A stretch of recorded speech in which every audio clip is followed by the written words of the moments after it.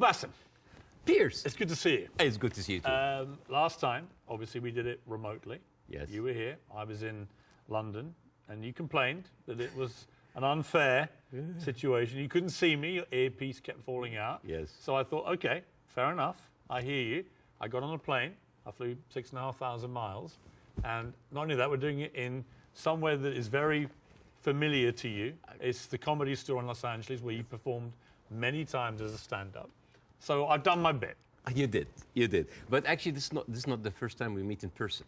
No, we did originally in London last year. And I know that many people are watching this for the first time. I would know this, but like I would really love to tell the story of that moment because I was having a tour in the UK and Europe, and I was doing my English stand-up. And one of my, advertising promotion plan was to come on your show. So my agent called me, it's like, Bassem, you're going to be on Piers Morgan. I said, damn. It's like, what's wrong? It's like, well, Piers Morgan blocked me on Twitter. I did. And he said, like, what did you do? I said, well, during January 6th, the insurrection, you tweeted something about it. And I was so angry at what's happening. And I remember you having you and Donald Trump in a picture. And I said the guy who had Donald Trump with him, whatever. And then I used, like, very harsh words. And, of course, you blocked me. So and then I said, like, does he know? I don't know. Does he know? I don't know. Does he know? I don't know. So I walked into the studio. And the moment I was, like, being seated and they're preparing before we go on air, and you said, oh, hi, Bassem. It seems that you have more followers than me, but it seems that I blocked you. Why? And I told you. And then we said the story on air.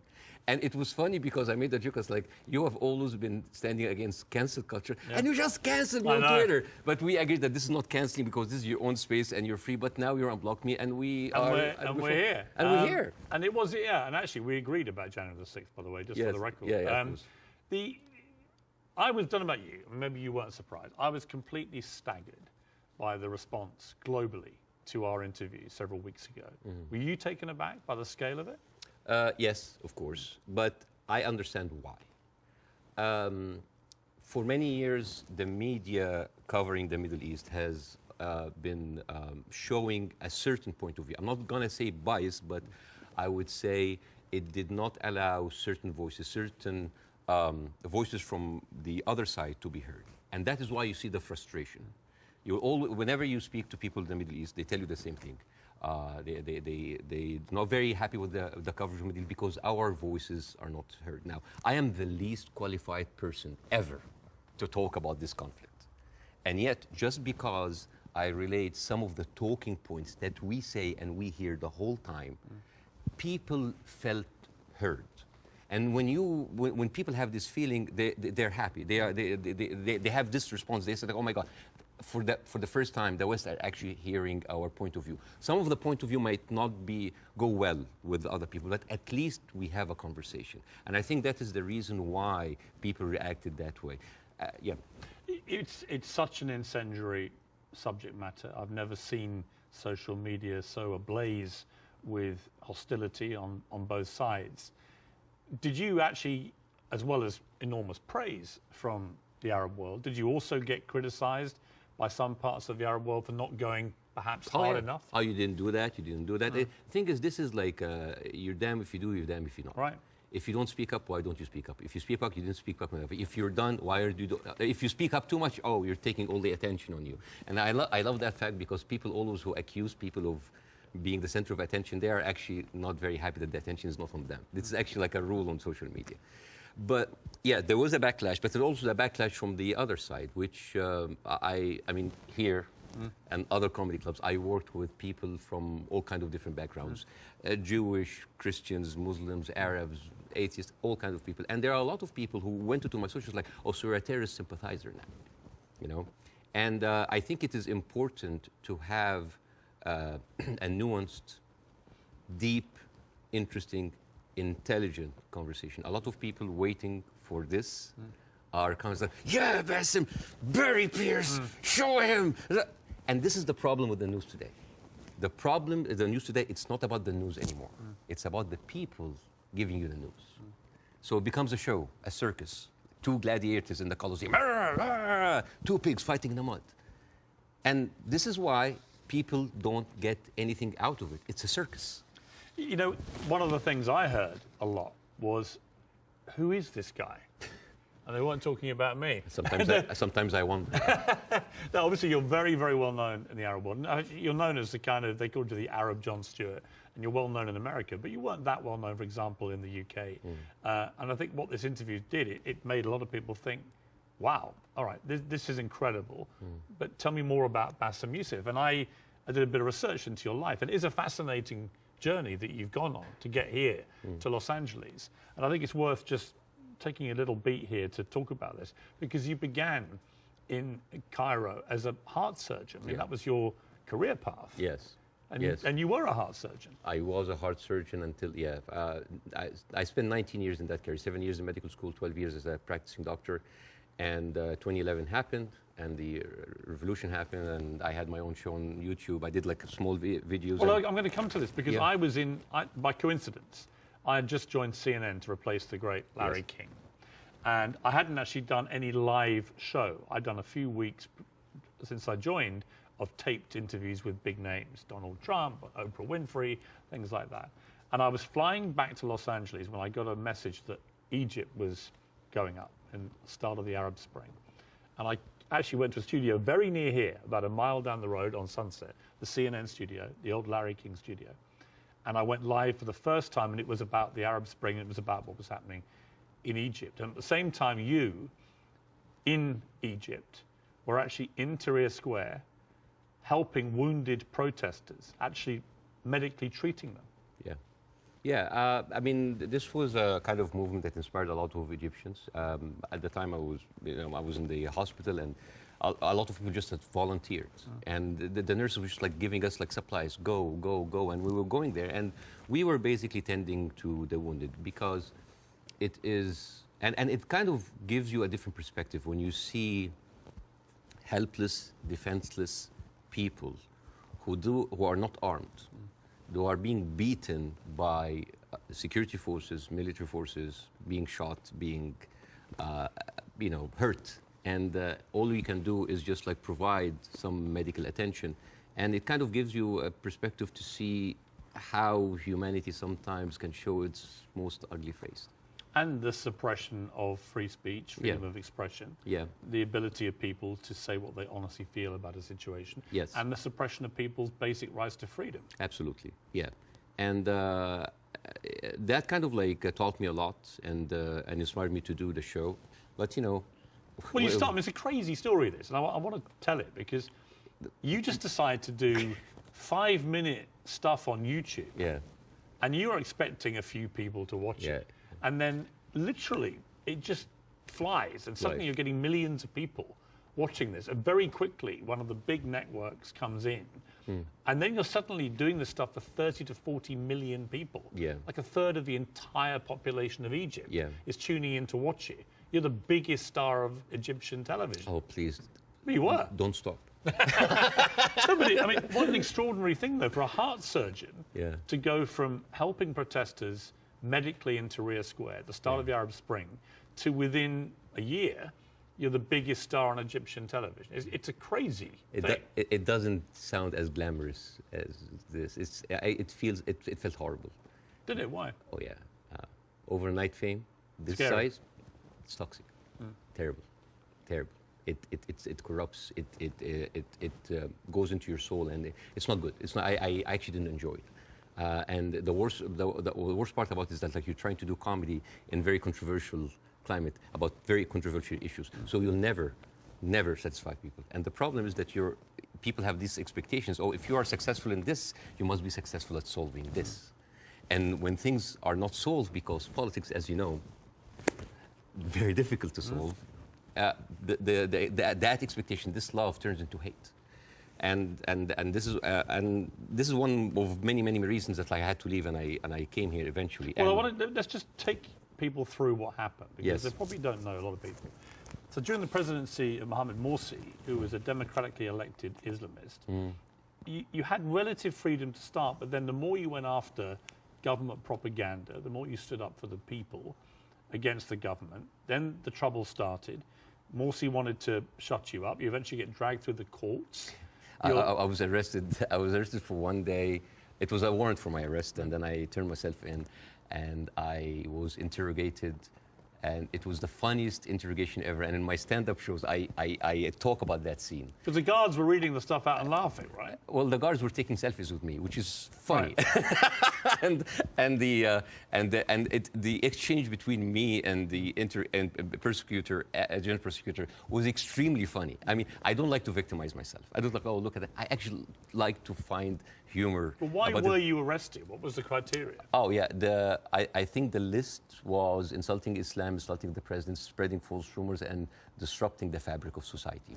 And it was, I think the people in the room didn't know what to do with me because they ended up discussing my jokes. So it turned into a writer's room. And I was kind of like, how do you think we make this funnier? And it was the funniest exchange ever. And after 6 hours, I was let go. And was it scary, though, at the same time, that suddenly the machinery was getting a grip of you? Because it was to get a lot scarier. But was it in that moment when you first got arrested, you thought, I'm being arrested for breaching my freedom of speech, right?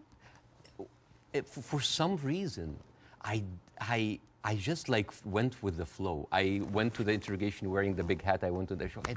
It was just, I just wanted this to be a farce because I just like, you're really coming after the comedian. And I just tried to enjoy myself, but deep inside I was dying.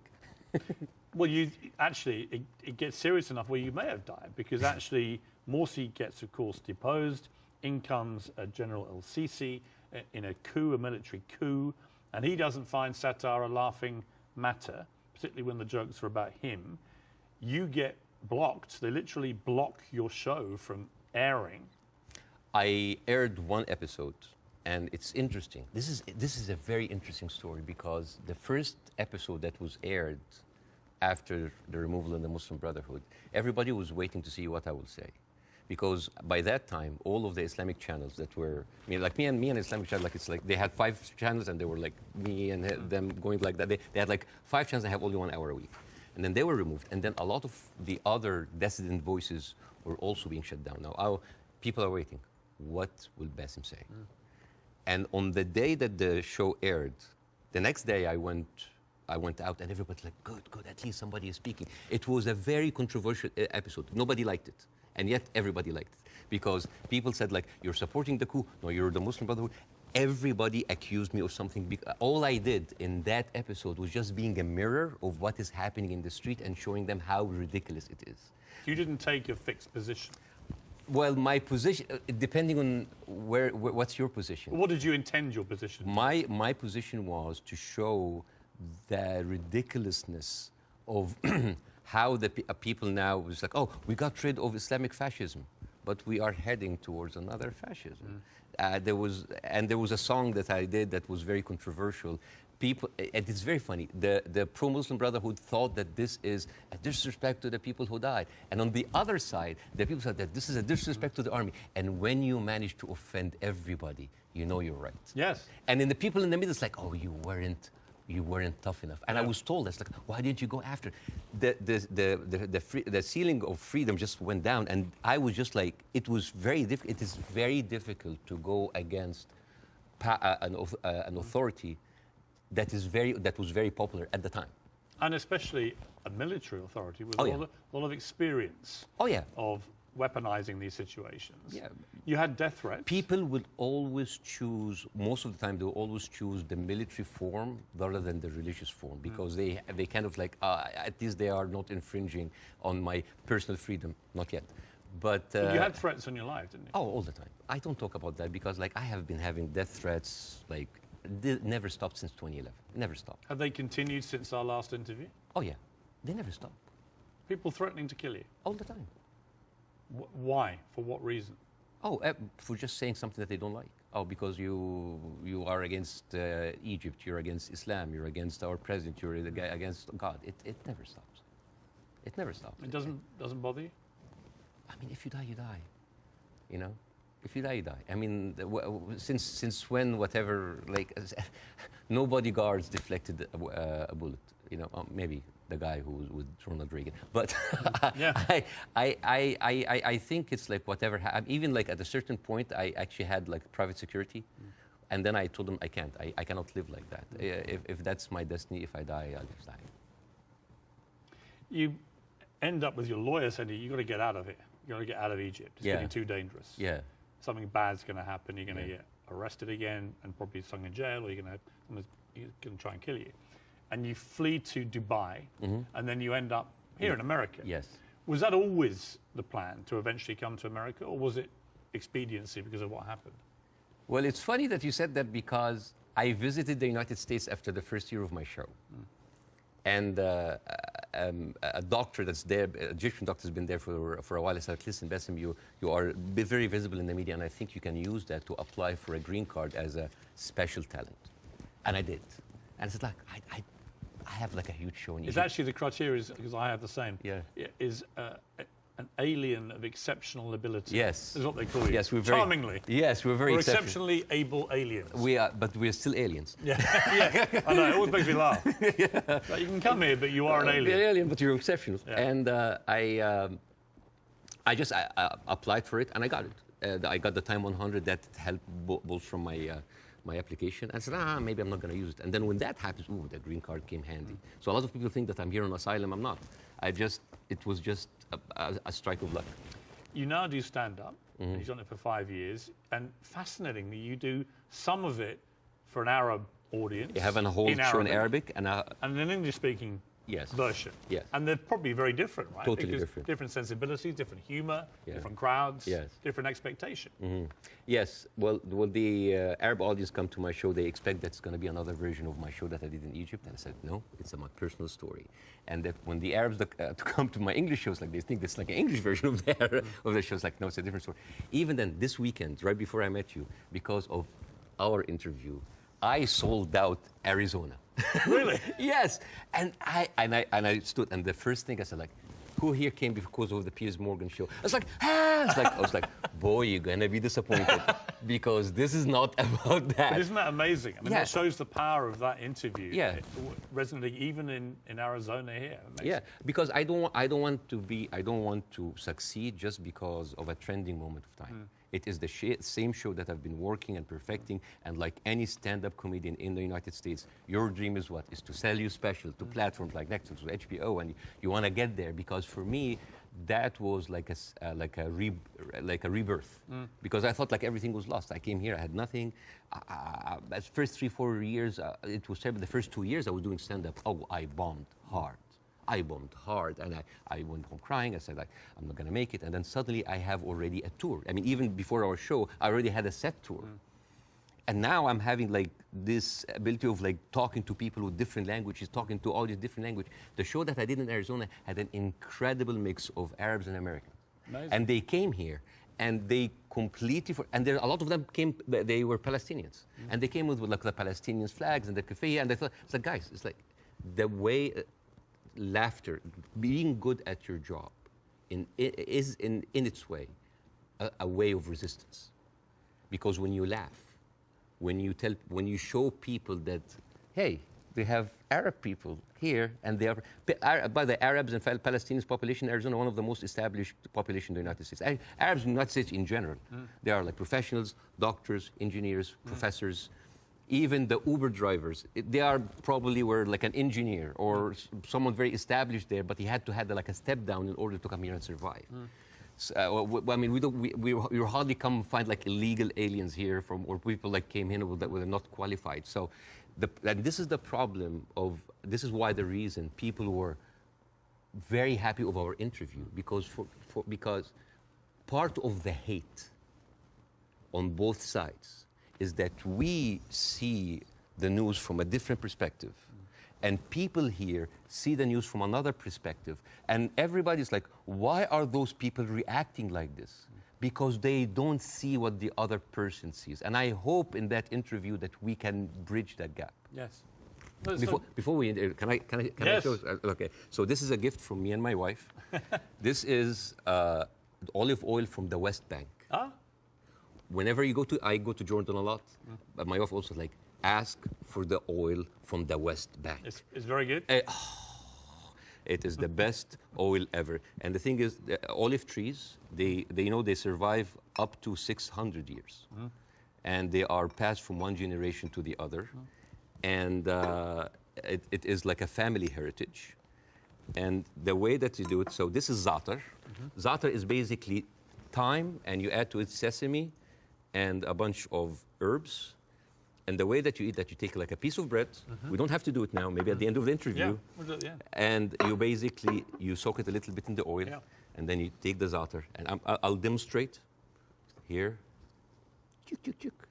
And then here.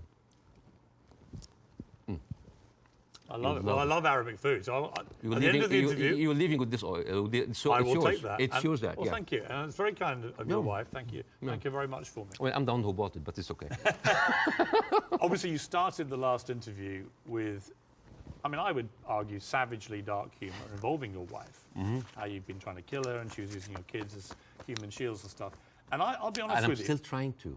But you know what? When I failed, you know what I did? I went out to the house and I just like randomly slapped other neighbors. So it's interesting. By mistake. Now this time I'm ready for you, okay?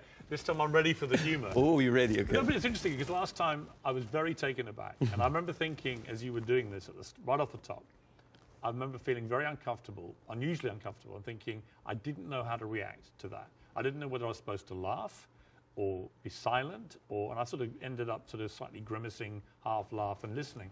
And then I realized it was very powerful what you were doing.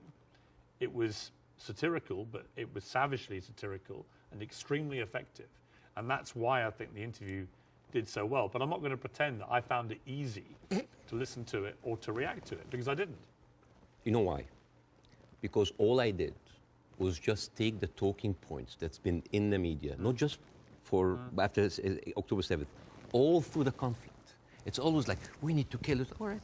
You need to kill 5? No, kill 10. You need to kill some? No, kill all.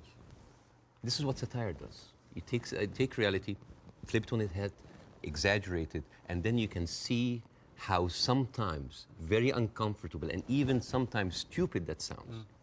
Because I was just reacting to whatever the media is telling me. It's like, oh yeah, okay, let's do it. There's no pushback. So suddenly, the person who's proposing the most extreme measures is like, oh, we'll take it. Oh no, that's too much. So that was like a very simple technique.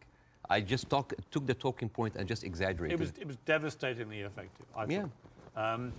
First, before we go any further, how is your wife's family? Because she is half Palestinian. Yeah. Are they okay? They're good. They're good. They are safe for now. Yeah. As like that last week, there was no internet, as you have. Yes. You know, I saw you tweet at the IDF. It's like, how can they know? You know how many views that tweet's had? Nearly 40 million. Yeah. Me just saying, how are they going to see this message if you've cut the internet off? Yeah. I'm wondering if the IDF's like, why aren't the Palestinians liking my tweet? Because they don't see it. Right. No, but I thought that was a perfectly correct assessment of it. Yeah. But the reaction to that tweet I did was enormous, as everything is in this thing. And I had a lot of people say, finally, Piers, you get it, right? Finally, you get it. And I wanted to say, listen, I'm trying to reach a place where I get this, but it's an incredibly complicated issue for someone who is not Arabic or Jewish to poke their head into. And I've had to cover it as a journalist for a long, long time. I think I said to you before that I was editor of a Daily Mirror in England when we opposed the Iraq War, for example. So, you know, I have taken stands on this thing. On this one, I find, and I'm going to be completely straight with you, I discussed this with Jordan Peterson this week, and he did a pretty incendiary tweet in which he said, give them hell, Netanyahu, enough is enough. And he was actually very self-reflective about that in the interview we did this week, where he later issued a 20-minute video, because he said sometimes a one-line tweet can be unnecessarily inflammatory to people. Much better to take time to explain it. Here's where I've got to with this conflict now. I viewed what happened on October the 7th as an absolutely appalling atrocity, a terror attack of unimaginable horror. And I absolutely think that Israel has a right to defend itself from the people who committed it, Hamas. And I've questioned for the last 3-4 weeks, what is a proportionate response? And I have said repeatedly, I don't know the answer. I want people who have a view to have a view about that. And I'll ask you again about where you think we are with this. I also acknowledge that Hamas live amongst civilian population in Gaza.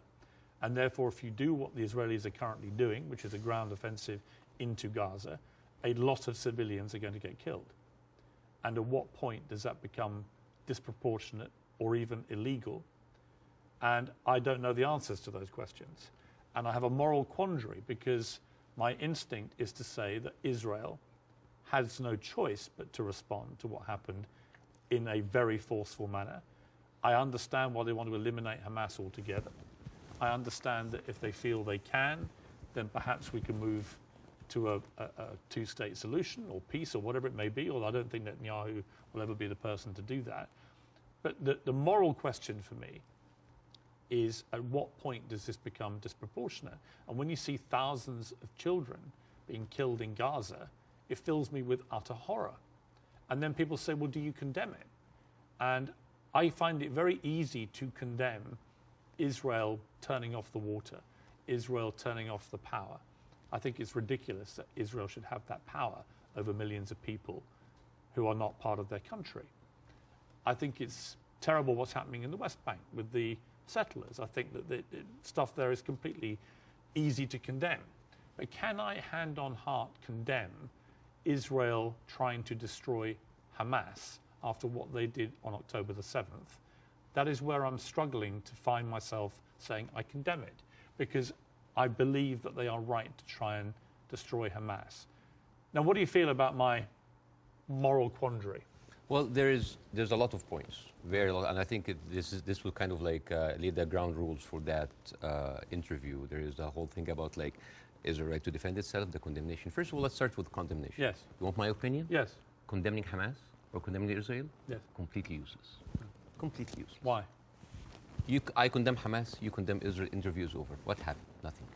It is just checkpoint, like morality checkpoints. But I've interviewed a lot of pro-Palestinians, for example, some of whom will immediately say, I unreservedly condemn the terror attacks of October the 7th, and then go on to criticize Israel. And I think that's it's a position I can completely respect. Yeah. But I find it much harder to respect a pro-Palestinian guest on my show if they simply resolutely refuse to say that they can condemn the terror attacks. Yes. I find that less worthy of respect. But you see, this is the problem with the news. We go into the circular motion of the same answer. One thing that I have noticed, not just on the coverage of these events, the events before and before and before, every time this starts, people say, we don't know what's happening. It's a very complicated situation. Right. What is happening now? And for me, as a viewer, if a conflict that's been there for 75 years and the media with all this technology has been covering it and we hear the same exact words, we don't know what's happening. It's complicated. It's a very complex. That is a failure of the media apparatus. That is the failure to themselves and for the audience, because why every time this happens, it seems like it is happening from point zero. And I think to help understand that, I will get to the October 7th. I will get to the condemnation. I will get to the self-defense.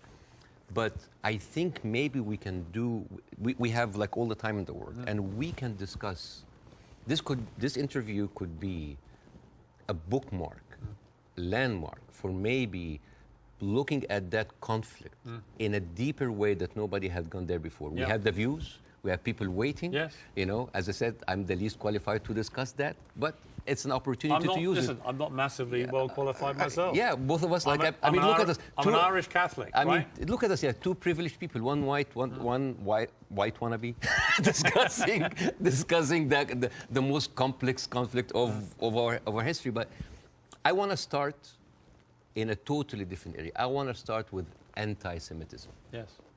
I think it's an important issue. Yes. I think there is a rise of anti-Semitism in the world, and I think this is very dangerous. And I, as a Muslim who has been through events where there were terrorist attacks somewhere, and that reflects on us, I can completely feel that. Since what happened, I had text messages from the Jewish friends, are you okay? Are your wife's family okay? And I was texting them, are you okay? And I think it is very important to agree on the language because the word anti-Semite has been used and abused, and most of the time not for the good interest of the Jewish people. Because the first 2 days of the coverage, I watched the news, and there was a lot of protest that was led by Jewish Voice for Peace, and they were led by people who opposed the Israeli attack on the civilians. And I remember quite well, many of the Republican representatives in Congress came out and they were calling these the global intifada, the global jihad. I love it when they say jihad. They sound like a horse. Jihad. It's very funny. Or they say, like, these are, and I quote, Iranian-backed jihadists. And I said, wait a minute, but most of those people are Jewish. Those people who took over the capital, the same people who took over Central Station in New York, which is known as the biggest civil disobedience event in America in the last 2 decades, they were all Jewish. And then I find Nikki Haley saying anti-Zionism equals anti-Semitism. And then I remember, it's like, oh, Jewish people in America are saddened by the fact that they are not citizens of America or citizens of the world, but they are citizens of Israel, and they have to back Israel in whatever they do. And these are not my words; these are the words of Jon Stewart. He went down and he said, it's very, very important to divide these two. And what is very, very interesting. Would you compare that on that specific point to the way that people try and say all Palestinians are responsible and accountable for what Hamas do? Yes, yeah. In other words, I think you can be very critical of Israeli government and their policies and Benjamin Netanyahu and the politicians, but that doesn't mean that you have to take that criticism to innocent Israelis who may have exactly the same criticism themselves. And this is why it is very important to have these kind of discussions, because the saddest thing that I saw is the people that were in so much support of Israel are anti-Semite themselves. MTG, Marjorie Taylor Greene, you know, she said, like, oh, I send my aides, and they took pictures of the protesters. Basically, she's surveilling protesters. And Marjorie Taylor Greene is very known for a very famous post in 2018 where she blamed the California fires on a Jewish space laser gun. Do you remember that? Do you remember that? I was just like, oh, they were burned because Jewish investors, Rothschild and Finstein, anything that ends with Stein, because that's, of course, sounds Jewish, they put a satellite and shooting laser beams to... It's possible. And not just her. You have Steve Skoulas, thank you so much. He is now the Speaker of the House. And he has been invited before for an organization that was funded by David Duke, the founder of the KKK. You have Kevin McCarthy, who is the former minority speaker, leader of the Republican Party in the House, and he accused Jewish billionaires of rigging the midterm. So how come those people are accusing us of anti-Semites? So here's the thing. So let's go to the equation that Nikki Haley put on Twitter. Anti-Zionism equals anti-Semitism. No, it is true. People who hate Jews, they're also anti-Zionists. It is true. And you could be someone who hates Zionists, who don't like Zionism, and you are Semite. You could even be Jewish. And guess what? You could be a Zionist, like those people, supporting Israel, and at the same time you hate the Jews, because the chant, Jews will not replace us, these echoed in Charlottesville. It did not echo in Gaza. I mean, in Gaza they say worse stuff in between the bombing on their downtime. And these are the same people who are seen with Nick Fuentes, with Stephen Bannon. And you know what's most interesting? Trump had him for dinner at Mar-a-Lago. And all of those people are buddies with Benjamin Netanyahu. So how does this work? How does this work? And you know the people who speak against this, like Jon Stewart, like Bernie Sanders, like Naomi Klein, what do they call these people? What do they call them? Self-hating Jews. And you know what else now they call them? They call them capos. Capos. You know what's capos? Capos, basically these were the Jewish inmate in Auschwitz that were forced by the Nazis to stand as guards on their own inmates. You see how degrading this is. And this is the way to shut down conversation. Anti-Semite, Islamophobe, you hate America, you hate the military, you hate Egypt, war on Christmas. This is how you should. An environment that does not allow disagreement is not an environment made for growth. It's an environment made for control. Let me ask you this. Say, take the student protests in America, at universities. I have no problem instinctively with students protesting. It's actually part of the DNA of being a student, right? But I do have a problem with two things. One, the protests that happened almost immediately after October the 7th, within hours, which were clearly, deeply, deliberately inflammatory and hurtful to Jewish people. Secondly, I have a real problem with the students who were beaming direct pro-Hamas slogans onto buildings on campuses in America. You know, I'm all for free speech, and I really am. The whole show is predicated on that. But not to the point where you see Jewish students barricaded into libraries because a mob is descending on them. There is a distinction to me between people who are obviously overtly, I mean, there was a professor at Cornell University who was literally seen in public shouting how exhilarated he felt by the attacks of October the 7th. He still hasn't been fired, that guy. I think that crosses a line. Do you? Yeah. I do not like this way. I mean, I can understand why, but I don't condone it. I would never, because you have to understand these people, again, I'm not supporting them. I just want to make sure about two things. The reason that I started with anti-Semitism, because I wanted to make sure to clear any confusion that when I speak about Israel, I'm speaking about Israel. Yes. When I speak about Jewish people, I'm speaking about Jewish people. Yes. When I speak about my Zionists, I'm speaking about Zionists. It was very, because I think it was very powerful that you did that. Yeah, I have to be careful. That's the first thing you did, because I think it's really important. Yeah, but at the same time, when I tell you why does that happen, it doesn't mean that I condone it. There's a difference between explanation and justification. Those people who are exhilarated, the way that they see, this is the same reason why people were so happy about the interview. What do they see? They see Israel as a criminal state who is killing their people, and in the same time, they are supported by the international community and America.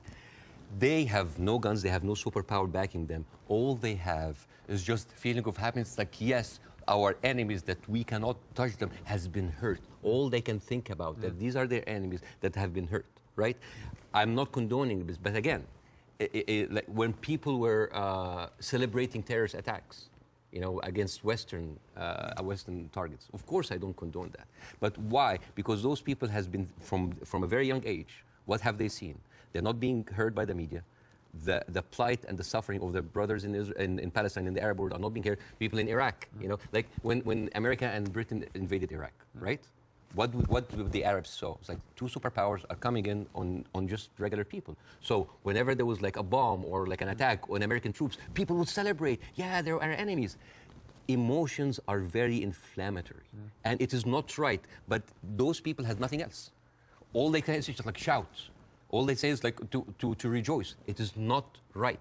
Again, I'm explaining why is this happening, because it's like, yeah, if I cannot get you, I'm just gonna scratch your eyes. I'm gonna scratch your eyes because you've been beating me all the time, and you have the whole international community backing you up, and all I can do is scream. Is it right? No. But it is understandable. Again, it's not the right thing. But no, it's not like understandable. It's like, oh, no. But again, it is an explanation. Now, hate. And again, this is another way why this has been magnified in the media so much. What does the Western audience see? They see people rejoicing for the death of innocent civilians in Israel. This is what have the Arabs seen for years on the Arab world. For example, if you look up Sidrot cinema, this is in 2014 when Israel was bombing Gaza as usual. And the Israelis in the Sidrot, the kibbutz or the settlement, they went on a hill and they had popcorn and they had drinks and they were like watching the show and they were cheering with every rocket coming down. This is what we see. Western people didn't see that. Well, somebody found a tweet actually of mine from 2014 in which I said, at what point does what Israel is currently doing to the Palestinian people become terrorism? And because I've always said, you know, I've spoken about this a lot over the years, and I've always tried to be extremely fair-minded, albeit nobody really wants you to be fair-minded. They want you to take a side. But that was clear that my thinking back then was that they were absolutely overstepping the mark. Absolutely. But again, to the point of rejoicing. No, I know what you mean. Yeah, but like if you, for example, Google the wedding of hate, This is like a Jewish wedding in Israel where they were celebrating the arsons and No, the no, burning of Palestinians. But to be clear, I've seen lots of No, video but clips. I'm not talking to you, Piers. No, I know. I'm talking to the Western audience because I want to see, like, I want to say, like, this is what they see. I mean, for example, there is a very famous video for Samuel Abu Za'anin, who is like a young kid that he was shot point blank by an Israeli soldier, and he was not allowed to have any medical attention. And as his dead body was being put into the ambulance, the Jewish settlers were cheering. So for an Arab audience, this is what we see every day. So when they see, oh, we heard them back, we heard their people like they heard back, it is not right. But this is what hate does. It escalates, it feeds each other. Radicalism feeds it. It is terrible, and it is just like a vicious circle. So I would like to do something that is very interesting tonight. When I invited Jon Stewart to my show, as much of like a reception that if you've seen the YouTube, people just like, we had to cut the 5-minute standing ovation for broadcast. People were on their feet for 5 minutes. They could not believe it. I remember Jon Stewart telling me I could never imagine that a Jewish guy from New Jersey would have that kind of reception in Cairo. And yet, on the internet, people who were like, what? You brought a Jew on your show? Why you are with a Jew? Yes, hate is there. Yes. So, and the thing is, like, why we do not see each other, people in the Middle East, people in the West, that we do not put ourselves in each other's shoes. And I want to do something very interesting today. I want to give, I like telling stories. And I'm going to tell you a very nice story. Tell and away. This is the story, surprise, surprise, of the suffering and the plight of the Jewish people. And I want to say that because it is very interesting when you see the trauma and the suffering that the people on the other side went through, you might understand why they're coming. So this is, see this? This is a map of all of the history of the expulsion of the Jews in Europe. They've been like, I have never seen a minority being kicked around this much, right? And of course, this comes back to the, the whole idea about the original sin, that you have betrayed Jesus Christ. The blood of Jesus is on your hands. And then comes the 11th century. At that time, Jewish people were not allowed to own land. They were just peasants. Even some of the professions were not even allowed to participate in. But they were allowed to do one thing, usury, money lending, because it was prohibited by the Catholic Church to engage into that. So what happens when you work in money? You get richer, right? And those Jews lived in ghettos. Now, ghettos was not just like isolated neighborhoods in cities. Sometimes ghettos were outside the city. This is like how isolated they were. And in those ghettos, you have to pay gold to the mayor or the governor or the prince or the noble. So they would see, you're getting richer. I need more taxes. So they pay tax. What happens when you have a business and they increase your rent? You increase your service, increase the taxes. So what happened? The Christians started to default. And suddenly, the image of the greedy Jew was created. Shylock, merchant of Venice. If it will feed nothing else, it will feed my revenge. Like never did I see a creature I can't remember that. Never did I saw like a creature that looked like a man, so keen and greedy. Confound of a man. English. I messed it up. Anyways, but this was the image. Greedy Jew, the greedy Jew. This was created because of their conditions, and it became worse in 1095, when Pope Urban II called for the first crusade to go and save the birth of Jesus from the unbelievers Muslim. And this crusade did not kill a single Muslim. You know how many people they killed? 2,000 Jews. Because it's like, wait, the non-believers are all over there. Why? So they went to it's called the Crusades of the Rhineland. So they went to the Jewish community because, hey, we own the money, so let's kill them better than paying them. And then came the plague. And then all of the things like, oh, they're killing babies, who would do that to a baby, And they accused them of poisoning the well. This was the kind of oppression that the Jewish people went through. Fast forward 19th century, there was like the Eastern Jew in Ukraine and Russia, and there was the Western Jews in Europe. Those people in the Eastern Jews had to immigrate because there were pogroms and they were like, kicked out. And at a certain point, the people in the West, especially in England, it's like, there are too many Jews. We need a solution. A solution for what? For the Jewish problem. So it's like we need to get rid of them. And you know what? Palestine was not even in the A list. Palestine was in the B list. Because England proposed 6,000 square miles in Uganda for the Jews, 1903. And the reason why Palestine was not on the list, that it was objected by a lot of rabbis that said, like, it's a promised land, but only when the Messiah comes. But there were other options: Argentina, South Africa, Uganda, Madagascar. And eventually, they said, all right, let's do Palestine. So they went to Palestine in 1914. There was 700,000 people living in Palestine. 3% were Jewish. 1917, Balfour Declaration. Arthur Balfour, he called the Jewish people in England that they are alien and hostile race. And the thing is, the only Jewish member of the parliament, of the English parliament, Lord Montenegro, he objected, said, like, these are British citizens, that we should not kick them out. So they pushed them, but it was not going fast enough. Came the Nazis. And then it was not about the solution anymore. It was the end losing, the final solution by Hitler, because he needed an answer for the Jewish question, die Judefrage. And then, as you see, the Holocaust happened, the most orchestrated, industrialized, horrible genocide in our modern time. 6 million Jews died. So it accelerated, and they went. First of all, they left Eastern Europe, and they went to West Europe, and they went to America, and they were turned down, and they were pushed towards Palestine. So by 1948, right before the declaration of the State of Israel, there were 2 million people living there. Only 30% of them was Jews. So the whole idea of like a land without a people to a people without a land, it was a marketing thing. They were already Palestinians. So suddenly, from our perspective, the Jewish problem is not a Jewish problem, is not a Middle Eastern problem, is not an Arab problem, it is a European problem. It was pushed on us together with the guilt, because now we are the anti-Semite. Now we are the Jewish hater. And not just that, they took land. So people look at this like, why are we even, we had a lot of refugees coming in. And during that, there was a lot of, as you know, Zionist militia, the Aragon, the Haganah, all of these people were killing Palestinians. The famous massacre of Deir Yassin. You're talking about the atrocities of October 7th, it's horrible. But in the Arab mind, there is Deir Yassin, where there is an incredible movie called Tantoura, Tantoura, where the Israeli members of those militias, they talk about the atrocity that they did, including opening up the pregnant women's bellies and having bets if the boy inside is a boy or a girl. It is one of the most horrific, and they talk about it, some talk about with regret, and some talk about with pleasure. We did that, right? So you have even King David. I think your Prime Minister, Mr. Sunak, was there. And if I was British, I would question this. Because as you know, King David was bombed by the Aragon militias. 91 British soldiers died. I don't know, if I was British, how come my Prime Minister would have the nerve to stay in that hotel? I mean, you know, the ghost of the 91 British soldiers, that must be haunting for them.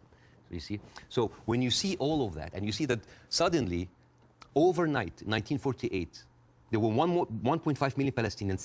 Half of them, 3/4 of them, were overnight pushed into refugees. Yeah. And this is why it's called the Nakba, a catastrophe. So now we have all of this building up into the minds. And suddenly this was like a conflict, a hate, a problem that we didn't have to do anything with. This was basically pushed on us by the Europeans. You see? So this is why it is important to say that. And I'm not saying that just like, oh, let's wipe out the State of Israel. Let's like push them in the sea. No, but it's important when you talk about a conflict that you talk about the root causes, right? No, there was like a vibrant Palestinian culture happening over there. And right now they are erasing this culture. Suddenly I'm thinking of like Israeli feta cheese, Israeli hummus. Oh, that's an insult. Israeli hummus. Come on. I mean, take the land, but leave the hummus, man. I mean, come on. I mean, that's not fair. You are someone who's always spoken against culture, cancel culture. Right now, a whole culture is cancelled. Let me ask you this. Jonathan Friedland is a top Jewish journalist for the Guardian newspaper. He wrote a very interesting column last week in which he said, at the root of all this, you could argue you have two sets of people with just cause. And they believe passionately in their just cause.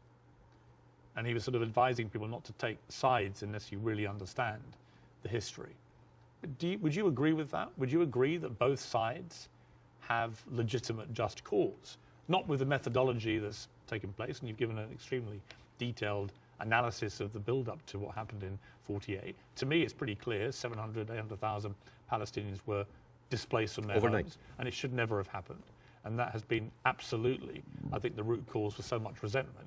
But can you, at the heart of this debate, agree with Jonathan that you could argue there's just cause on both sides? There is a cause on both sides, but I'm walking on a tightrope here because I'm not a Palestinian. Yeah. But from the Palestinian point of view, there's a lot of people. I mean, there are 2.2 million people living in Gaza. There are 3.5 million people living in the West Bank. There is 350,000 people living in East Jerusalem, and there's like 6 or 7 million people living outside.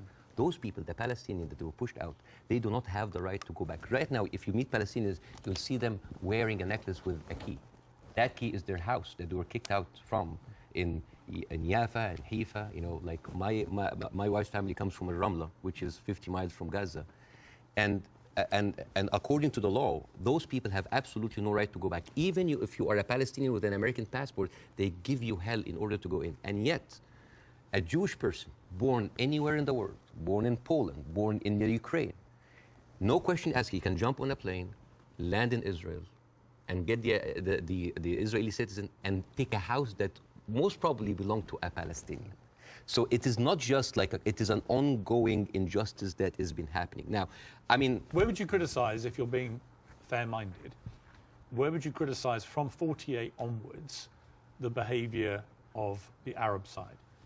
Well, put yourself in the Arab side. At 1948, you constituted 70% of the population. Suddenly, the UN is giving you 48% of the land, right?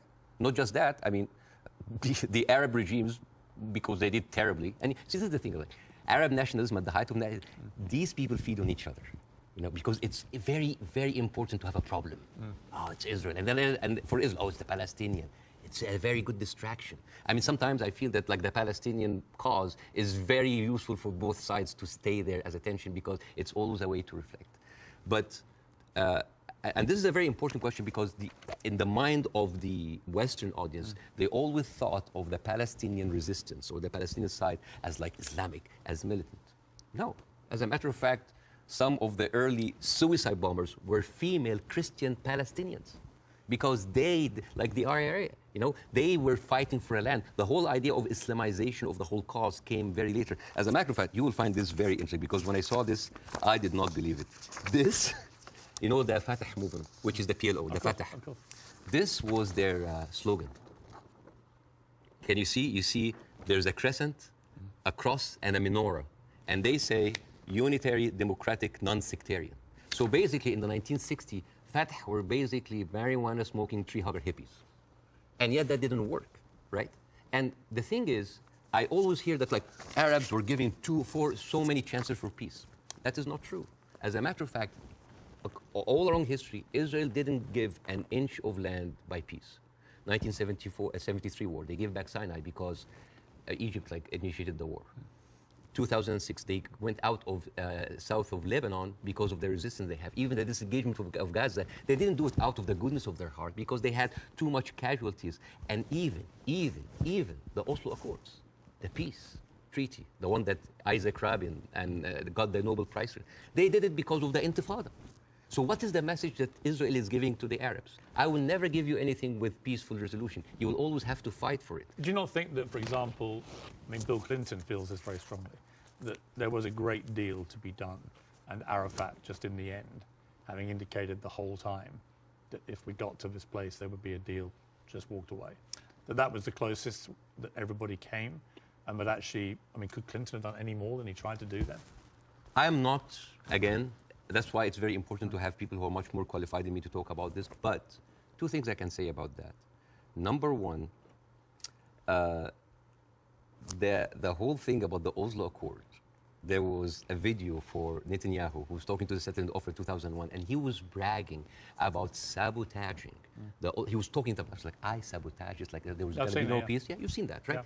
And in that video, if you remember, when he was saying like you have to hit them hard, 2001, no Hamas at the time.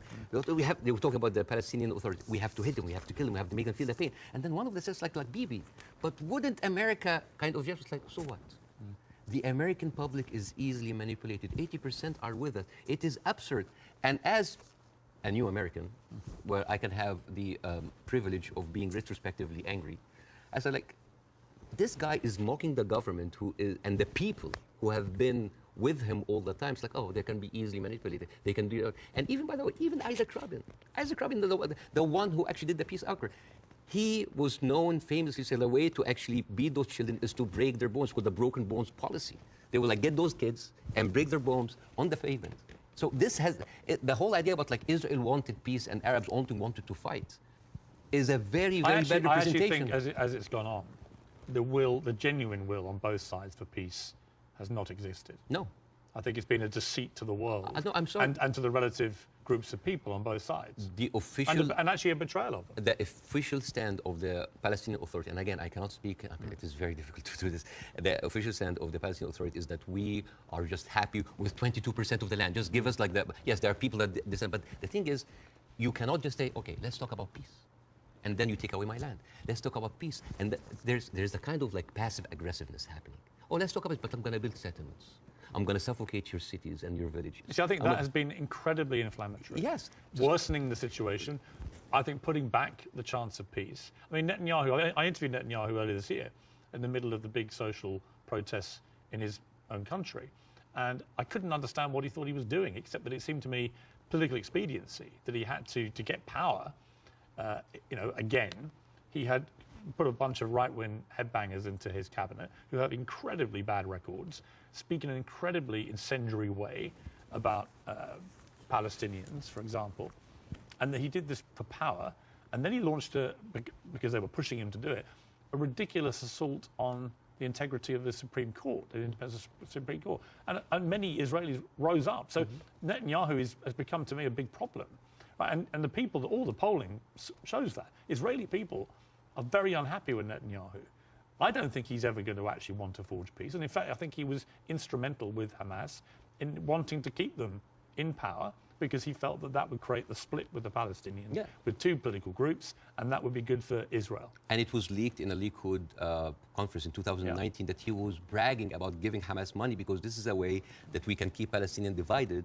And yet, so we'll never have one. So this is a guy who was... But look, we can agree about Netanyahu, I think. No, right? But not just Netanyahu. There's a book... I would say most of his cabinet. There's a book called The Fear of Peace. It's by Moshe Zimmerman. And he's an Israeli historian, and he said, like, the average Israeli citizen does not have a vision of peace. Because for 70 years, this is a country that has been... The military, the war has been going on for, they have been expanding because of war, the military is taking over, so the whole idea of peace is not even there. It's not just Netanyahu, like you have, I remember you have interviewed Naftali Bennett. Yes. And I think you tweeted that like that was like a very kind of reasonable take. Yeah? I don't think I said reasonable. No. Yeah, but like this Naftali, he went after Queen Rania. And he called up shame on Queen Rania. No, I didn't say reasonable. I just said I did a fire emoji. Yeah. I just said what he was saying. Yeah. I mean, I was going to ask you about Queen Rania, and let's ask about since you've raised it. Because Queen Rania accused the West of a glaring double standard. She said it's the first time in modern history there's such human suffering, and the world is not even calling for a ceasefire. So the silence is deafening, and to many in our region it makes the Western world complicit. Now, other people said, well, okay, if you feel that strongly, why aren't you taking in any Palestinians? Why is Egypt not taking Palestinians? Why does the Arab world want to constantly attack Israel without actually offering any place to go for the Palestinians? So what do you say to that? That is exactly what Israel wants. And that is exactly what actually starts Third War III. This is the war solution. These are Palestinians. These are their land. And then suddenly take them. Why? So they're being basically kicked around from their homes. And now another country should take them? You see what will happen? Imagine this. Now, and because Israeli official has been talking openly about this. It's like, why don't they just go in Sinai? Why they go? You know what will happen? Those people are going to be pushed in Sinai. And with any population, 2 million people that are living in refugee camp, what do you think will happen?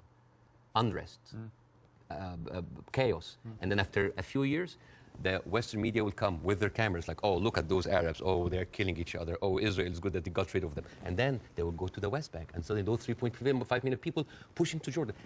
The whole idea, why does Jordan take them? Why does Egypt take them? The same question. Europe has 44 countries. Why don't they take Israel? America has 50 states. Why don't they give them Florida? I mean, we seem to complain about Florida the whole time. Why don't they just like give Israel? The whole idea was like, oh, you're Arabs, you're all the same. No. Because what will happen then? So Israel will move into Jordan? That's like, oh, Saudi, why don't you take the Jordanian? So this is not a solution. This is not a solution. Bassem, I hear you. I'm not taking a position either way. Let me ask you directly. But I want to say something about what Queen Rania said. Okay. The whole idea about like the West. Yeah.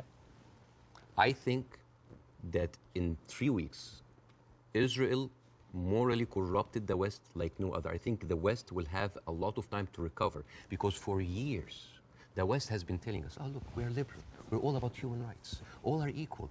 Adopt our values. And then suddenly, well, you don't want to even to cease. We don't want to even tell Israel to stop. And suddenly we wake up and we found McDonald's are giving free meals to the Israeli because like nothing will make you feel better after killing a bunch of Palestinian kids than a Happy Meal. So, let me ask you this. They have a toy. So this brings me to Hamas, okay? So what Israel will say, because they say it to me every time they come on the program, whoever from Ehud Barak to Naftali Bennett, whoever it may be, they say, look, we suffered such a catastrophic terror attack on October the 7th that we have decided we are going to get rid of Hamas. There are 40,000 or so Hamas terrorists in their eyes who need to be got rid of. And I do believe they're terrorists. Only terrorists can commit the kind of act of terrorism we saw. So can we, on that point, can we agree on that? Do you believe Hamas is a terror group? It is classified by America as I'm not a big fan of Hamas, and they are a militant group. That does like stuff like... Are they terrorists, do you think? Yeah. Cool. Okay. So we agree on this. So you have 40,000 of them living in Gaza amongst the civilian population. If Israel has decided to eliminate a terror group, Hamas, as the world did with ISIS, for example, and I think there are a lot of parallels given the way they behaved on October the 7th to ISIS, how do you do it? How do you do it if you don't do it the way Israel is currently trying to do it? Exactly not the way that Israel does it, because if you have one of the most advanced military powers in the world, and it takes you 3 weeks, 9,000 Palestinian civilian death, 21,000 injured. As we are talking right now, Israel just bombed Jabalia, which is a known refugee camp. This is not self-defense. You know, like one of the most questions, like, does Israel have the right to defend itself? This is a no-value question. This is a no-value question. Well, I would ask a different point. I would say not only do they have a right to defend themselves, which every country would after a terror attack, right? But they actually have a duty and responsibility to their population to try and stop that happening again to them. They've been doing... And I do understand, and I agree with that. Yeah, but here's the thing. If it takes you all of that time, all of these civilians, to take out a few hundred guerrilla fighters... We don't know how many of the people who died. We don't know. It doesn't matter. Yeah, but Bassem, you don't know and I don't know. We don't know, but right? like... We don't even know if the casualty numbers are correct because they're all coming from Hamas. And we should believe Israel? No, not necessarily, no. I don't believe either side. But here's my problem with Israel. Here's my point. I don't think we should assume that we know these statistics are correct. I don't think we should assume we know exactly how many children have been killed. We do know a lot have been killed, so the moral argument remains the same. But we don't know how many Hamas terrorists have been killed in the last 3 weeks. We just don't know, do we? So basically we're dealing with a very incompetent military force that has been sucking America dry for years, and then they cannot do the job. But how else do they get rid of Hamas? Not like that. How do they do it? I don't know, but not like that, because they've been trying. You've got to have another. They have. First of all, I'm not a military expert. Second of all, they've been trying the same thing for years. They go in. This is not an eye for an eye anymore. This is an eye, a limb, a life, a house, a neighborhood, a whole population for an eye. But they don't. I mean, your friend Ben Shapiro, that you particularly despise. Oh, I love Ben Shapiro. He's very smart. Oh, yeah, but you've been very critical. I mean, that's fair enough. I'm sure he would be of you. But when I asked him about proportion, he said I don't care about a proportionate response. So let's kill civilians as Hamas did this, so we are going to get rid of Hamas. But it's not in his eyes. It wasn't eye for an eye, tooth for a tooth. It was this group of terrorists did this, and we are now going to rid the world of these terrorists. And this is very important to look at things in context. When you see how Israelis talk inside their community, there was a very famous post by Uriel Eritzol. He is the speechwriter of Netanyahu. He said, "What is so horrific about understanding that the whole Palestinian people are our enemies? All of them are enemy combatants. We should kill them, kill their mother, destroy their homes, the homes that they raised those snakes, so no snakes will be raised in this house anymore." And this was reposted by Ali Chaket, which is the Minister of, wait for it, Justice. It's not about Hamas anymore. It is not about Hamas. They can tell you it's about Hamas, but it's not about Hamas. It is basically, they have said it many times, Piers. This is a way to kind of push them into Sinai. This is not about eradicating Hamas. This ship has sailed. I'm sorry, but like, anybody who still believes that this is about Hamas is stupid, because they... See, I don't agree with that. Really? No, because I think... But why they're... I'll tell you why I don't agree. There are like 100 people... I think any country that suffered the kind of terror attack that Israel suffered, with the kind of death toll that occurred that day, 1,500 plus people, grandmothers, kids, young women being raped, kidnapped, beheaded, it's been reported, and so on. Well, you can raise an eyebrow. I mean, they found a young woman's skull Right. But what about the the babies that were beheaded? Well, there was a report, and you and I had this discussion on air. You falsely quoted me, and I wanted to clarify that with you in person. You thought I'd said that 40 babies had been beheaded. So what did you say? I never said that. What did you say? I said it's been reported that 40 babies were killed, some of whom had been beheaded. That's what I said. Yeah. Totally different. Yeah. There's a very different. Well, it is different. Yes. Do you accept it? English as a second language, so they're different things. Of course, yes. Between saying 40 babies have been beheaded and 40 babies have been reported to have been killed, including some where are those who were beheaded beheaded. babies? Well, apparently journalists are being shown utterly horrific footage. This comes to a very important question about credibility. Again, I'm not condoning what happened in October, but I'm not a journalist. But as a journalist, wouldn't you take anything that an authority would say with a grain of thought? Yes. Especially if this authority have a long history of lying. And I'm just going to give a few examples. 1996, they bombed Kana. It's a refugee camp. They killed 106 people. Despite that they knew it's a refugee camp. They said, oh, maybe it's a one-time off. 2006, they bombed Kana again. 2014, they killed 2 teenagers at a checkpoint. They denied, as usual, but CNN was there. So they said, we have to say it. 2018, they killed a medic, a Palestinian medic, and they fabricated a video showing that it's someone else, that he was a human shield. And then can I just finish that? I do want to respond. And then 2010, they killed Ahmed Oraiqat, denied it, then said it's okay, it's us. 2021, they bombed the media office in Hawaii. It's not us, but no, I'm sorry. And then 11th May 2022, Shireen Abu Akleh, a reporter, your colleague, she's Palestinian, American citizen, she was shot in the head. And they provided forensic evidence and even a doctor's video that it was not them, it was Islamic Jihad. How can I expect to believe this regime, especially if the president of Israel comes down with this ridiculous thing? Have you seen that? No. He said, okay. This was reported by Sky News, and it was the funniest thing I've seen so much. This was a Colin Powell moment, but like the cheap edition. Mr. Herzog said, like Isaac Herzog, it's like, we have found evidence on one of the terrorists, a manual to create chemical bombs. And then he showed this, and he showed, this is, so I just want to say, why would a foot soldier go into enemy with like a manual to chemical bombing? It's like, is that BYOB, bring your own beer, bomb? It's crazy. And what he like have like local ingredients to make, and then this is like, this is a manual of Al-Qaeda, of course, conveniently written in Qaeda. And let me read it to you in Arabic because this is funny. So, النشرة الدورية المعنية بالتطوير الذاتي والمعرفي للمجاهدين, which basically say, this is basically like a catalog for self-improvement for mujahideen. I didn't know that they have life coaches. So this, and you know what Sky News said? It's like, we cannot confirm or any of this, but we will show it anyways. So let me respond. So this is like this is a lying government. So let me respond. I do think the Israeli government has lied. All the time. Right? I do think they've lied. I'm not going to dispute that. I do think they've been caught lying. I do think they've said things that turned out not to be true. I also think that 2 weeks ago, a hospital was bombed. Yes. And it was immediately... Who do you think did it? Well, I'm going to tell you what I think.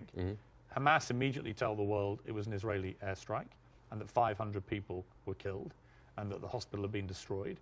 And then as the next couple of days go by, the hospital is relatively undamaged. The car park was obliterated.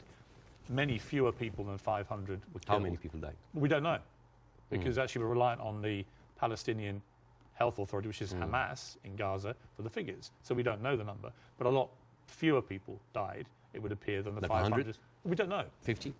Either way, it's appalling, but it may not have been anywhere near as appalling as was first said by Hamas. But here's the point.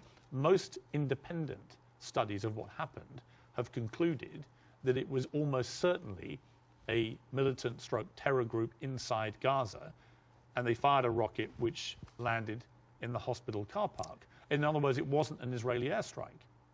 So I have an issue with that, because for 3 days before the attack, the priest and the patriarch of the hospital, because it's called the Baptist hospital, said that they have received multiple warning from Israel that they're going to hit the hospital.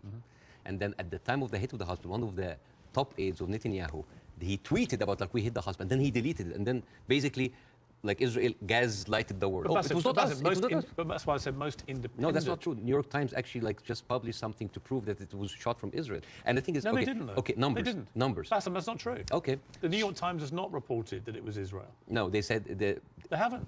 Okay. That's not true. Over 10 years, Hamas launched 35,000 rockets into Israel. And many failed. they killed 69 people. And 25% military, only part of them were civilians. So over 10 years of 35,000 rockets, they killed 69 people.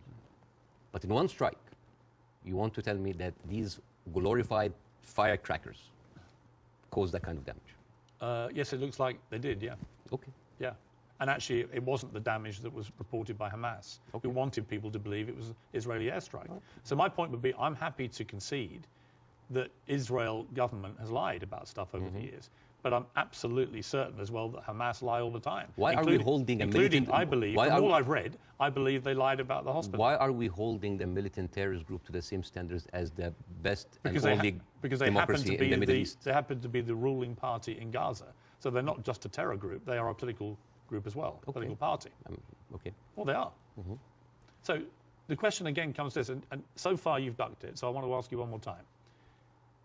We can both agree that the scenes in Gaza right now are horrific, because I do feel that. But I don't know how else Israel can eradicate Hamas than the way that they're currently trying to do it. Do you have an alternative for them? Well, again, we are locked in the same thing, what can we do now? But we don't look at what was happening over there. The best recruiter for Hamas is Israel. I mean, you have talked a lot about the horrible condition in Gaza. Yeah. I mean, let's imagine like a little boy called Rami. He lives in Gaza. You know, he have a horrible life, but like, you know, it's not that bad. I know he has a cousin in the West Bank. He's living a good life. He wake up in the morning and he found out that he was kidnapped by 3 settlers. He was burned alive by kerosene and he was forced to drink the kerosene. His name is Muhammad Abu Khudaira. That settlers did that to him in 2016. So, all right, you know what? I'm just going to leave. I'm going to find a way to go to Europe. His aunt is a published author and she won a prize in the Frankfurt Book Fair. His name is Adnaya Shalabi. And now she was cancelled because of what's happened, just because of her Palestinian. His other aunt in America, his name is Amawi. She is a speech therapist, and this is close to my heart because of my son. And she was fired because she did not want to sign for government contract that said that you cannot join BDS, which I don't understand. Why do people choosing to protest peacefully by not buying goods from a certain country? Why would the United States make that its own issue? So. And this guy, this Rami is being approached by like, oh, join Hamas, join us, let's go kill Israel. No, I don't want to kill. I'm going to live in Gaza. It's a life. But 97% of water is not good for human consumption. Half of the population are anemic. Even the is not being treated, and it goes into the shores of Israel. It's like, oh, those Palestinians. It's horrible. Yeah. So, and then he wakes up in the morning. He doesn't think about killing Jews the first thing in the morning. He thinks about being there at 5 o'clock at the first 50 people in the line for bread, because if he doesn't, he will miss the food for his family. And he goes back, and he finds a message saying that we are going to bomb your house. He comes back, he loses his whole family. Now, tell me, what is a proportionate response for that? I don't know. I don't know. You cannot create terrorism and then you... I don't know. They have created this. I don't know is the answer. But Bassem, let me ask you this. Hamas will have known when they perpetrated what they did on October the 7th, what the scale of response was likely to be. How does that help the Palestinian people I don't know. that they are supposed to serve? I don't know. The wheels are already set in motion. But it doesn't, does it? I do not, you know, I feel sometimes that Hamas is with us in the room, that we are bringing Hamas. Who has the power in this equation? Who has the 4th largest and strongest military power? The whole idea about Israel, it's like, oh my God, we are there, the Arabs are going to destroy us. Look at the map. Hamas, hang on, hang on. Hamas's stated goal is the eradication of Israel and the Jewish people. Yes. They make no pretense about it. They've made no attempt, unlike the Nazis who try to cover up their crimes. Absolutely. They've made no attempt to try and deny what they brazenly boasted about it. Yes. They are proud of what they did.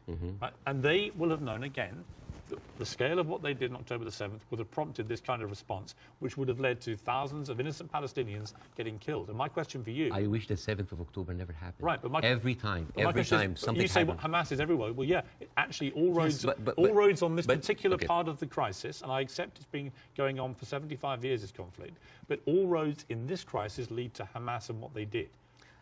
And not necessarily. Because all roads goes to the condition that created Hamas.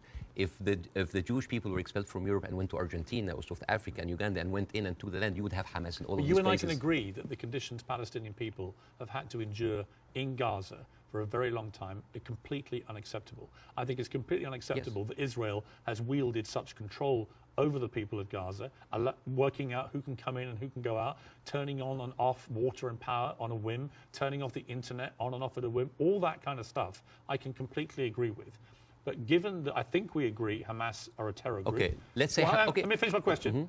Given that we agree that Hamas is a terror organization who have a publicly stated position of annihilating not just Israel, but Jewish people, and as we saw on October the 7th, they mean it.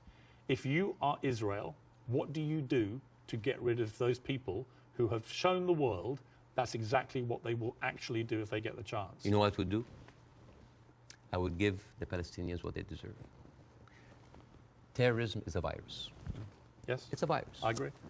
If a patient with a flu came to you and you're a doctor, how can you treat that patient? How do you treat? As a doctor, how do you do? Well, you're the doctor. You give them nutrition, fluids, and rest.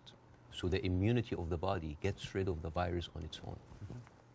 If I received that patient with a flu and I took a sledgehammer, it's like, why are you not getting better? Do you think that patient will get better? No. You are weakening him. You are making him worse. Israel did not just weaken the body of Palestinians, making them unable to get rid of hate and radicalism. They have openly bolstered about helping and giving money to the same terrorist organization. So... I agree. I think Netanyahu is complicit in keeping Hamas in power because it suited him politically. Yes. And I think you can't get away from that. Yes. There's no question of that. But there's also no question that the Israeli government, led currently by him, has to stop Hamas from perpetrating another terror attack. And again, it comes down to this question. What do they do to get rid of Hamas if it's not what they're doing? I don't know. But as an Israeli citizen listening to this, how come that my prime minister bragging about giving money to the terrorist group that he is using right now to eradicate a whole group of people, and yet using them as an excuse? Isn't that weird? This is like Tony Blair being found giving money to Al-Qaeda or ISIS and then going to fight them. How does this work? How does this work? I agree. How does this work? I agree with you. So yeah, it's a terrorist attack, and Israel is funding them. I mean, this is in the words of Benjamin. This is the thing about Benjamin now. He brags about that stuff. So this is a circular question. Yeah, but I agree Hamas is to blame. Who created Hamas? Who's helping them? And who is allowing for an environment for that kind of hate and destruction of Jewish people to aspire? And I think there's something very important to the Western audience here. They think that Israel is a small, tiny country between a hostile Arab countries. The biggest military power in the Arab world is Egypt. They have a peace treaty. Their neighbors, Jordan, they have a peace treaty. Saudi Arabia, Emirates, either have full relationship or on the way of normalization. Yeah. The only people that, even Syria is not they didn't launch a single bullet. The only two crutches that Israel has is Hezbollah and Hamas. A few militant, thousands of militant. Is that really formed an existential threat, especially if I know that over 13 years, only 69 Israelis were killed? I would say. Would that really wipe out Israel? Is Israel that weak? I think if you have two groups of people who are ideologically wedded to your destruction as a state and as a populace, and you're constantly firing rockets, as Hamas have done for over a decade now, then that cannot be acceptable. You have to stop that, right? These are terrorists who've now shown on October the 7th their true colours. They don't just talk about wanting to kill all Jewish people. They are going to do it if they get the chance. So I don't believe Hamas can possibly stay in any position of authority in Gaza. I think that would be ruinous for not just the people of Gaza, but also for Israelis. So if you're going to get rid of them, which many people think on both sides is inevitable and should happen as a consequence of what they did, the big question is, how do you do that? And I don't know any other way other than the way Israel is currently doing. Hence my personal moral quandary about this. So if a terrorist takes over the Empire State, instead of taking him out, we bomb the whole Empire State? Well, that's the question, isn't it? Proportion. That is not even a question. Well, that was not even a question because that would be ridiculous. You talk about the normalization of the region. I mean, the theory that I most buy into, supported by recent, I think, Wall Street Journal reporting, that hundreds of Hamas terrorists had gone to Iran for training before this attack. Okay. It had obviously been very carefully organized, and so that is, I think, highly likely. But if you're Iran, and you're looking at all this normalization, and you're looking at Saudi Arabia being next, this is your worst nightmare. So a perfect time to commit an atrocity like this through your proxy of Hamas. Again, I'm not a political expert to know what is the background, but let me tell you. It's a likely theory. Is Hamas justified? Is all of the horrible conditions that Palestinians are living in, is that a justification for Hamas doing what they did in October 7th? Good. Do you think so? Of course not. Right. So we're agreed. No, of course. So let me ask you the question a different way. There is no justification what Israel is doing now. No Hamas, no terrorist attack justifies this. Well, because you have been there. No, but you have been there. You have stood against the Iraq war. Yes. So that is too much. Yeah, but here's the you difference. are killing a whole population. No, here's the difference. I didn't stand against them for that reason. I stood against the Iraq war because I did not believe we had seen evidence that Saddam Hussein had weapons of mass destruction. So we were fighting a war against a country and a despotic leader which had nothing to do with 9/11, as they were trying to claim. It was actually a lie perpetrated on the world, and the consequences were disastrous. 1 million people died. I mean, over 150 British troops died. My brother served in Iraq and could have been one of them. You know, the whole thing was a fiasco, a deadly fiasco. It led to the rise of ISIS and all the hell that came with that. So, you know, yes, absolutely, I fought that campaign against that war, and I wish I'd been successful. But the singular difference here is no one is disputing, least of all the Hamas themselves, that they perpetrated this attack. And I believe Israel has a fundamental right and a duty to defend its people from them doing it again. So if we can agree on that as a principle of a country that's had that kind of attack and how you deal with it, the question then becomes, how do you eradicate the people who did it? And I just think, given the intense nature of the way the population exists in Gaza, very, very large numbers of people in confined places, and that is in itself unacceptable, and I will agree with you about all of that, and that has to be fixed longer term. But actually, if Hamas are everywhere there amongst these people, I just don't see any alternative to what they're doing, and I'm very happy to consider one. But I don't think you have one either. So if the Iraqis were actually, there was evidence that they were behind 9/11, would that still be okay to kill a million Iraqis? We have a parallel, which is Afghanistan. And in fact, I would say, but that raises a different question. So was the Afghanistan war just? I believe it was, in a way that Iraq wasn't. I believe that Afghanistan was harboring terrorists, Al-Qaeda. We know that they were training there. We know the Taliban were there. And we went in, we launched this war. It goes on and on and on. Huge bloodshed on both sides. And in the end, after a ridiculous overnight pullout by America and President Biden, the Taliban are back in charge and waging the same kind of medieval rule they waged before all this. So you've got two things. Was it justified to strike back at Afghanistan for harboring Al-Qaeda? I would say yes. Did the means in the end justify the war? You could argue no, actually, because actually you ended up with the Taliban back in charge. So they're two different things. And it may well be here, by the way, as I've said, that if Israel pursues this ground invasion, it backfires horribly. It leads to a much wider conflict involving many other people, possibly including Iran directly, and it could be a horrendous escalation and a massive war raging through the whole region. And that is my fear about it. But I come back to the central point of justification, and I'm really struggling to see what else Israel is supposed to do to get rid of Hamas. And if you've got an alternative, let's hear it. I do. Piers, this is never about Hamas. Believe me, it is never about Hamas. If somebody tells you who they are, listen. Israel has been telling the world all the time, they need to clear the Gaza Strip into Egypt. You think that's always been the plan? Always there. I mean, they have said it. They have said it many times. Why does Egypt take them? And do you think when Egypt takes them, do you think they go back? And then when they're done with Gaza, they will go back to the West Bank. They will kind of like build the settlements around them, and then until they push them into Jordan, because that is the plan. They have talked, not just Benjamin Netanyahu, everybody said like there's no state, two states. It is one state, and it's for the Jewish I don't people. think he believes in a two-state solution. Nobody believes in a two-state solution. It is one state. But nor do Hamas, obviously, and they're the ruling authority in Gaza. They don't. You see what you're comparing? It's a militant group. It's a small militant group. But they are Israel as a nation. They are the elected political leadership. They were elected in 2006, and 50% of the people in Gaza right now are under the age of 16. They were not even born. I understand. Yeah, like so. And the so thing. All right. So Bassem, let's agree about that. But that's the circle state. I understand. It's a circular firing squad. Hamas. I know. But okay, let's move forward. Oh, yeah. Let's assume somehow we get to a place, possibly at the instigation of countries like Saudi Arabia and others getting directly involved, where you get to a place where Hamas are removed, and I don't quite see how that happens without enormous further bloodshed, but let's assume they get removed. Let's assume that Netanyahu is removed from office, which I think is highly likely just from the fury of his own people about what they see as the defensive and security failings, plus his attack on the Supreme Court already causing huge polarization. Let's assume we get new leadership in both places. Could there still be peace? Could there still be a two-state solution? No. It can never happen. No, because Israel have already shown it's not about Netanyahu. It is the policy of Israel not to give the Palestinians their seat. It has always been there. But what if you find leadership that understands? You will not. But why are you so... You will not. Why do you not think so? Because Israel has been... But they would say the same about the other side. And I remember... Who has the power? Let me give you a parallel. Obama in his book... Let me give you a parallel. Let me give you a parallel. Northern Ireland, okay? Northern Ireland appeared to be completely intractable, with the IRA and the loyalist paramilitaries trying to kill each other. In the IRA's case, trying to kill British people as well, because they did not want this to go the way that people wanted it to go.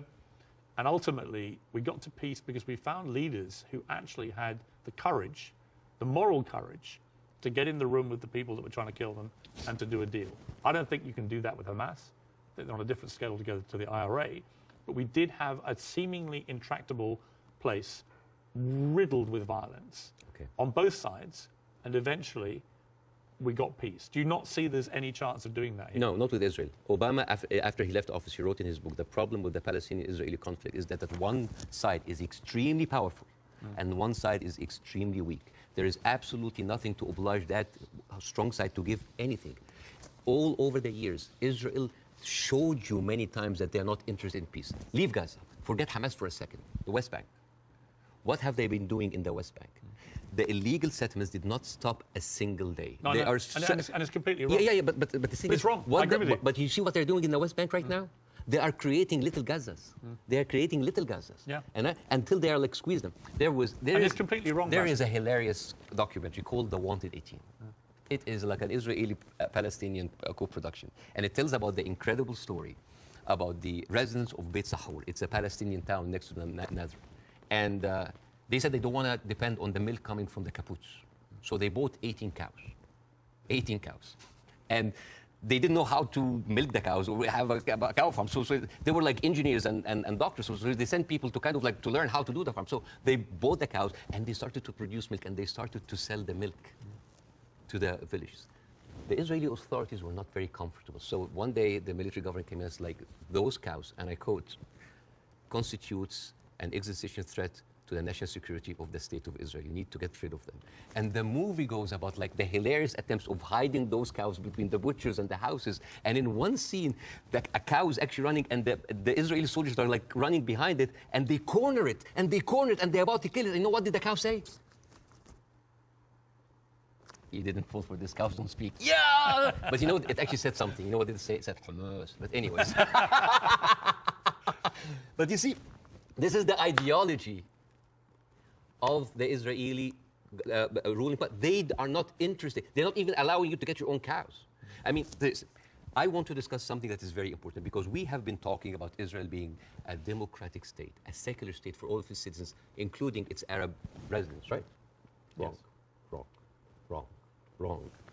2018, there was a resolution that was offered in the Knesset that say that Israel should be a state for all of its citizens. That seems basic, right? That resolution was not even allowed to be discussed. It's like, wait, why? And the rebuttal was, Israel being the state of all of its citizens would threaten the character of the Jewish state. There is, I have a friend of mine, his name is Andrew. He's Palestinian Christian, they do exist. And his family comes from a town called Tarshiha. As many Palestinian towns, these would like, you know, had another Israeli town called Kafar Vradim. It is a left-leaning town. They voted against Netanyahu by 70%. And they announced an auction to sell houses. And then they noticed that most of the applicants were Palestinians. They canceled the auction. Why? Because in each Jewish town, there is something called admission committee that can decide who can live in this town. It sounds like Jim Crow for me. And then they canceled. And you know what they say? In the reason they say, Kafar Vradim welcomes all citizens of Israel, despite the race, gender, or color. However, the majority of the town would like to preserve the character of the town as being Jewish, Zionist, and secular. How does this go together, secular and Jewish aside? You know, and this brings me to this picture. This is a very famous picture. You know, remember this picture? I'm sure you've seen it. Yeah. This, for the people who don't know, this from San Augustine, Florida, 18th of June, 1964. This was a white-only motel. And these are black activists who wanted to defy the law and jump into the hotel. This guy is the owner of that. His name is James Brooke, and he was pouring acid to scare them out of the hotel. His neighbor said that James Brooke was a victim because he was just following the law. And you know what James Brooke said? He said, it's not like I don't like black people. I just don't like them in my swimming pools. Now, if an official said that, wouldn't you say that this town has kind of a systemic racism? Yes. This quote was not said by James Brooke. It was said by Deton, the head of the Galilee municipality, when he said, I don't like Arabs. I don't just like them in my swimming pools. The town of Nazareth Elite, 2010, the Arab Christians in the town, they requested to set up the Christmas tree next to another. This is the birthplace of Jesus. And you know what they said? We cannot have it because non-religious, non-Jewish symbols would offend Jewish residents. But this comes back to what you were saying at the start, which is about the hate on both sides. No, I'm not talking about the hate. I'm talking about this shining example that Israel won't tell the world that we are like the Western world. We are secular. I don't know if you know this, but they're not just like secular, like Christians against their own Arab. I'm talking about like Arabs with Palestinian, with Israeli identity. I'm talking about them being even racist against their own people. 1950, Yemenis immigrants that came from Yemen, and they were in the transition camp waiting to be transferred into Israel. Their kids were taken away from them and given to white Ashkenazi Jews because they were not white enough. But Bassem, what would happen if a Jewish person went to Gaza? Why would they go to Gaza? And exactly. Even I wouldn't go to Gaza. Exactly. That's my point. Yeah, it's a dystopia. Who would? But like, I'm just. So it's not just you're raising points about Israel, making out that somehow they're as bad or worse. No. But what's going on there? Hamas has ruled over yes, the Palestinians in the most oppressive way imaginable. Absolutely, but you know what? Hamas never claimed that they are the only democracy in the region. They never claimed that they are secular. They never said that they adopt Western strategy. And they definitely, they did not use that lie in order to carpet bomb a whole country. Okay. Now here, I want to say one example, and I'm going to leave you. All right. Israel, you think that Israel will like, by the way, the whole thing about the Yemeni children, you can find it in the New York Times, it's called like the lost children of Israel, the forgotten. But even when Ethiopian people were immigrated to Israel, Ethiopian Jews, women then report, 2013, that's not like 50 years ago, they reported that they were given against their consent and without their knowledge contraceptive shots so they wouldn't reproduce because they are the wrong color. Israel is a racist, apartheid country that is projecting this shiny example of secularism and democracy for the people so people can accept whatever they do because they look at Palestinians as lesser people. This is the whole point. This is the whole point. And I would like to quote Winston Churchill. He had a quote that say, I don't believe that we have made a great wrong to the Red Indians of America or the black people of Australia because they were replaced by a higher race, a stronger race, a more world-wisely race. This is why Queen Rania is criticizing the West. This is why we here say, like, where are your values? Because this is the crux of the problem. It's not Hamas. It's not Palestine. It is people looking at us as lesser human beings. Bassem, I don't dispute the characterization that a lot of the Israel administration look upon Palestinians as lesser people. Otherwise, they wouldn't. They even look at the Ethiopian Jews and Yemeni Jews like less. I wouldn't dispute that. I want to quote you to end this. No, why would you end this? Don't end this. We'll be talking for 2 hours. Why not? At some point, we're having an amazing time. We can do another interview. Well, this one goes big. I think this is a neat way to end it. He said, I actually believe there is a middle ground between everybody and they can meet. I direct my criticism for the extreme of each one of them. That was you, Bassem Youssef. I agree with that. But I don't share your view there can never be peace in this region. I think there can't be with the current leadership structures in both countries or both places. But I definitely think you've got to be optimistic about peace. You just need to find people who can forge it. I hope so. But the reason, listen, I refused to come on your show when your producer first called me for the first interview. Because I was scared. I was afraid. For me, that was a career suicide. This is even important because you are someone who's always talked about like against cancel culture, about like speaking your mind out. Speaking your mind out. I left Egypt And I came to America, the land of the free, the home of the brave, but I didn't know that there was a fine print said that you cannot speak about Israel. I have issue with that. Israel is a foreign country. They're allies, good. But you can speak about Israel. How many people lost their jobs? Even Bella Hadid, she by the way, She hasn't lost her job. No, but she talked about death threats. She talked about like being silenced. Sure. About it, Bella Hadid is with us. She's Palestinian. And you know who else? Gigi Hadid sisters. I love the Hadid. They are with us. Yeah. Anyway, so I know them both. They're very nice people. yeah, but the thing is, if you are that high and you cannot speak about it, and it's not about. It's Well, like, you can. You just have to. Yeah. You can. I mean, I've spoken out about these issues, and you get shot at, not literally, but metaphorically, all day long on social media. But that shouldn't stop people from doing it. I'm just like wondering, as an American, You do? as an American, yeah. But like, I'm doing now because like the first interview went well. Right. I'm doing that because I want people to see that you can really speak up and not just get canceled, but get rewarded. My career is going fine. Yeah. It's great because I want people to have the courage. There should be no limits. I'm kind of like so confused as an American citizen why every American presidential candidate have to go and kiss the hand and bend the knees to AIPAC. This is a lobby that works for a foreign country interest. Why don't we have like a lobby for Saudi Arabia? At least they're giving us more money. You know the great thing? You can say that here. Yes. You couldn't say it in Egypt. That's why you're living here. Yes. But again, a lot of people feel the burn, the heat whenever they come but down. If I was an American, I'd be going, all right, Bassem, all right, we'll take the criticism because you can do that in this country. And I'm happy. When you criticize the government in your own country, yeah, they drove you out. Yes, and that's why I came to America, to play the white man's game, to actually to pass this acquired white privilege to my children. But the problem it's not just a country of white people. But here's the problem. And the white man's game, the game in America is not a white man's game. It's a game that actually has a democracy and believes in freedom of speech. But there are dog whistles everywhere. You're not going to be put in jail for this interview. Or I can lose my career and I can lose jobs, and you know that. You could in Egypt, you could. No, here you can. In Egypt, they arrested you. Here you can. And they threatened you, and you would have probably ended up in prison or dead. Here, a lot of people lost their jobs because they spoke up. It depends what they say. Of course, but again, if you're Kanye West and you spew anti-Semitic garbage, I'm not. You're going to lose. I will never adopt that kind of point of view. But the thing is, there is dog whistles everywhere. As I told you at the beginning, you cannot just say it's like anti-Semite. Like, I mean, now, how come that the Palestinian flag is outlawed? By the way, it's outlawed in Israel. If you raise the Palestinian, you go to jail. And now they're saying like the Palestinian flag is a pro-Hamas. No, it's not a pro-Hamas. You know, I was doing a comedy show in Arizona, and a guy was like wearing like a kufaya, like a scarf, and I took it, and I'm not like in hyperbole and like wearing symbols, but I just took it because like, why are we gonna outlaw colors and flags? That is absurd. That is not right. I agree. I don't think you should, but you should certainly outlaw Hamas. They're already outlaw. I mean, I'm not supporting them. They're a terror group. Okay. But the people with the power, the people who supposedly have the... And you should, by the way, I will say this, you should be able to criticize the Israeli government without being accused of being anti-Semitic. But I have in this interview repeatedly, and I'm not anti-Semitic. I just have a problem with all of what the Israeli government's been doing. And I have a problem with how any criticism to Israel by some circles here are considered anti-Semite. This is not fair. But a lot of the people doing it are actually anti-Semitic. Yes, but also a lot of Zionists are against Israel, that they hate the Jews. You know, we've discussed that. I want to end on a happy. But before that, I want to just like say 2 words about the media, which is, please. Sure.